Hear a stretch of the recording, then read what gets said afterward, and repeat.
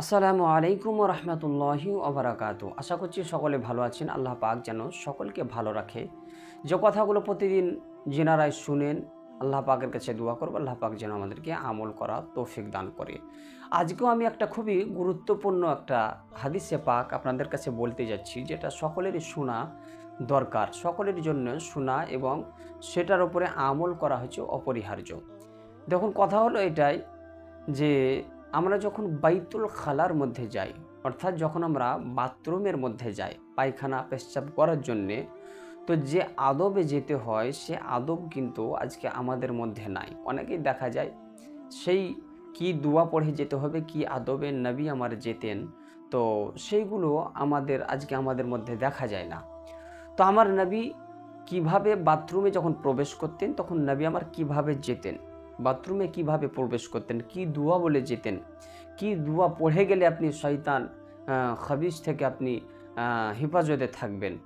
তো ইনশাআল্লাহ সে হাদিসে পাক আমি বলতে যাচ্ছি, যেনারাই শুনছেন মনোযোগ সহকারে শুনবেন এবং সেই দোয়াটা আপনারা মুখস্থ করার চেষ্টা করবেন।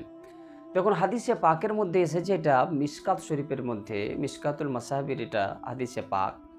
হযরতে আনাস রাদিয়াল্লাহু তাআলা আনহু তিনি আপনার বর্ণনা করেন, তিনি আপনার বলেন কি আন আনাসিন ক্বাল কানা রাসূলুল্লাহি সাল্লাল্লাহু তাআলা আলাইহি ওয়াসাল্লাম ইযা দাখালাল খালা ইয়াকুলু আল্লাহুম্মা ইন্নী আউযু বিকা মিনাল খুবুসি ওয়াল খাবাইস। হযরতে আনাস রাদিয়াল্লাহু তাআলা আনহু তিনি আপনার বর্ণনা করেন কি আমার রাসূলে পাক সাল্লাল্লাহু তাআলা আলাইহি ওয়াসাল্লাম যখন নবী আমার বাথরুমের মধ্যে প্রবেশ করতেন, তো প্রবেশ করার আগে নবী আমার এই দোয়াটা পড়তেন, আল্লাহুম্মা ইন্নী আউযু বিকা মিনাল খুবুসি ওয়াল খাবাইস। এর মানে হলো আল্লাহুম্মা ইন্নী মানে আয় আল্লাহ, তোমার কাছে আমি, ইন্নী আউযু বিকা মিনাল খুবুসি ওয়াল খাবাইস, তোমার কাছে পানাহ চাইছি খাবিস শায়াতিন থেকে। এর মানে হলো এটা, যখন আপনি এই দোয়া পড়ে যখন বাথরুমের মধ্যে আপনি প্রবেশ করবেন, এই দোয়া পড়ে যখন আপনি প্রবেশ করবেন, তো খাবিস শায়াতিন থেকে আপনি কিন্তু হেফাজতে থাকবেন। এই দোয়া করতে হয়, এই দোয়া আপনার পাঠ করতে হয়। তো যিনারাই দেখছেন অবশ্যই এই দোয়াটা আপনারা মুখস্থ করবেন এবং বাথরুমে যাওয়ার সময় অবশ্যই এটা আপনারা পাঠ করবেন। শুধু এটা নয়, তাহলে বোঝা গেল বাথরুমে যখন প্রবেশ করবেন তখন এই দোয়া পাঠ করতে হবে, আল্লাহুম্মা ইন্নী আউযু বিকা মিনাল খুবুসি ওয়াল খাবাইস।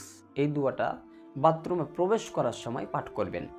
বাথরুম থেকে যখন বের হবেন সেটাও বলে দিচ্ছি, যিনারা শুনছেন মনোযোগ সহকারে শুনুন এবং মুখস্থ করার চেষ্টা করবেন।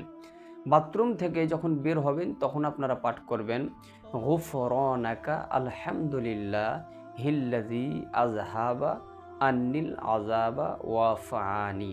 আরও একবার বলছি, গুফরানাকা আলহামদুলিল্লাহ হিল্লাযী আযহাবা আন্নিল আযাবা ওয়াফানি। এই দোয়াটা আপনারা বাথরুম থেকে বের হওয়ার সময় আপনারা মুখস্থ করবেন।